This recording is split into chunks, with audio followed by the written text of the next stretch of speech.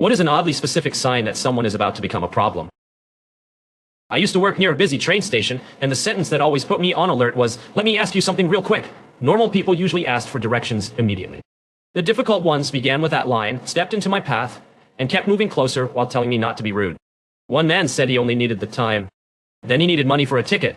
Then he wanted me to walk to an ATM because cash would be easier. When I refused, his friendly voice disappeared.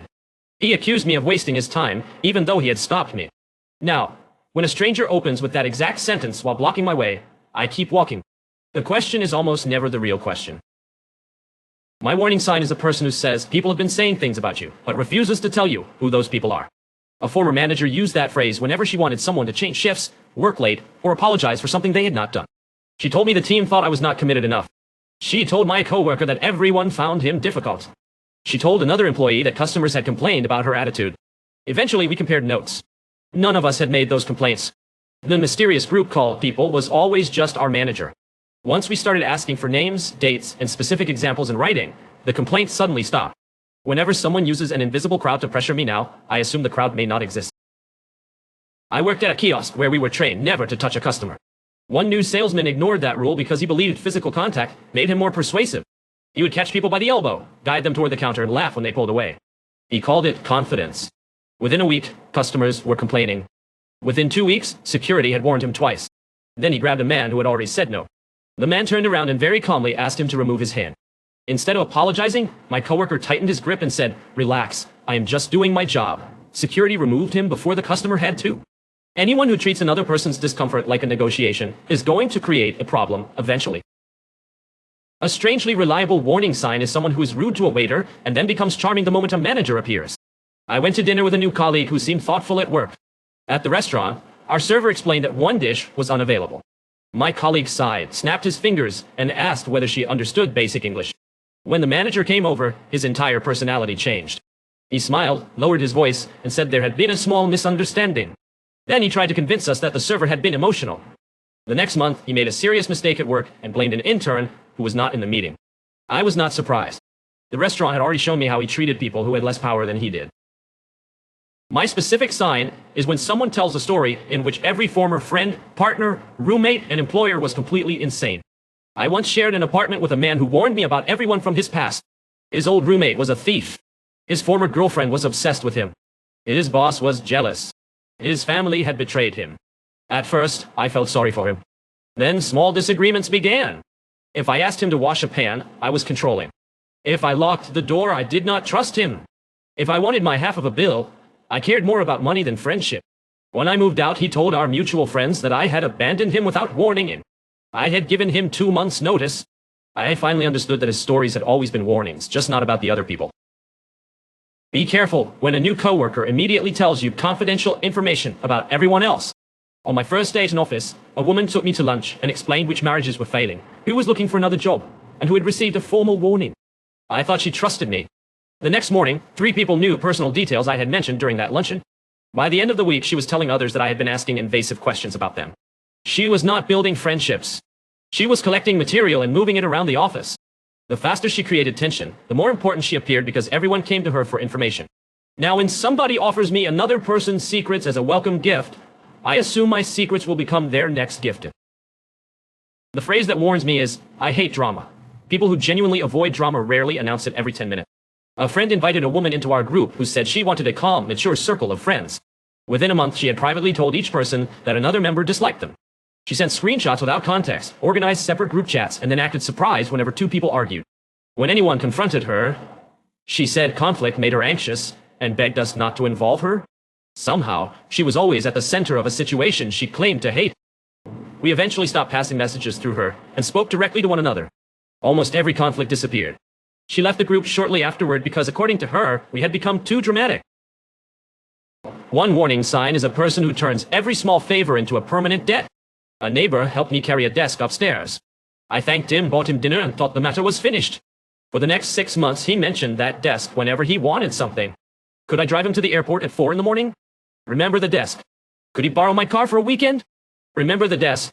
Could I let his cousin stay in my apartment while I was away? Apparently, 1 flight of stairs had made us family. When I finally said no, he told the building that I used people and never returned favors. Generous people may remember helping you, but they do not keep the favor loaded like a weapon. If kindness arrives with invisible terms, it is not kindness. I become cautious when someone tests a small boundary immediately after you state it. I told a new friend that I did not lend money. As a joke, he asked me to lend him some cash. I said no. An hour later, he asked whether I could pay for his food and promised to transfer the money later. I said we could split the order instead.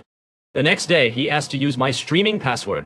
Then he wanted the code to my apartment building so he could wait inside when I was not home. Each request was small enough to make refusal feel unreasonable. The request stopped only when I asked why every boundary became a challenge. People sometimes forget a limit. Problematic people hear a limit clearly and immediately search for the cheapest way across it. My sign is someone who creates an emergency whenever attention moves away from them. At a friend's birthday dinner, one guest became sick just as the cake arrived. Everyone helped her, and she recovered quickly. Later, when the birthday gifts came out, she received a frightening text and needed the host to sit with her outside. During the final toast, she announced that she might be moving overseas and began crying. The next morning, she admitted there was no job, no plan, and no urgent message. She said she had simply felt ignored. After that, we noticed a pattern at weddings, promotions, and even funerals. Any event centered on another person became her crisis. Real emergencies happen at inconvenient times, but when every emergency has perfect timing, start paying attention to the timing. Watch for people who treat staff rules as personal insults. I worked at a hotel where check-in began at 3. A guest arrived before noon, and I politely explained that his room was still occupied. He smiled and said he understood. Then he asked again 5 minutes later.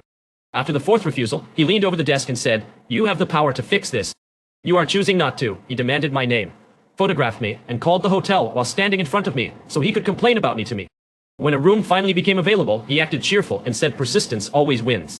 For the next 3 days, every department received the same treatment. The moment someone interprets a neutral limit as a personal battle, they are preparing to make everyone participate in IT.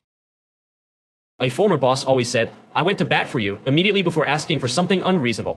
He claimed he had protected our jobs, defended our bonuses, and convinced senior management not to replace us. There was never documentation or another person who had heard these conversations.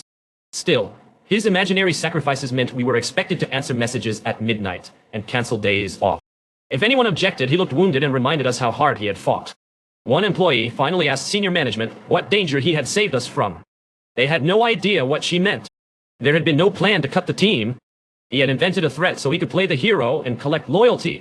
When somebody repeatedly saves you from disasters only they can see, check whether they are also creating the disasters. My warning sign is a person who apologizes beautifully but never changes the behavior. I had a friend who was always late. Not 10 minutes late, but sometimes 2 hours.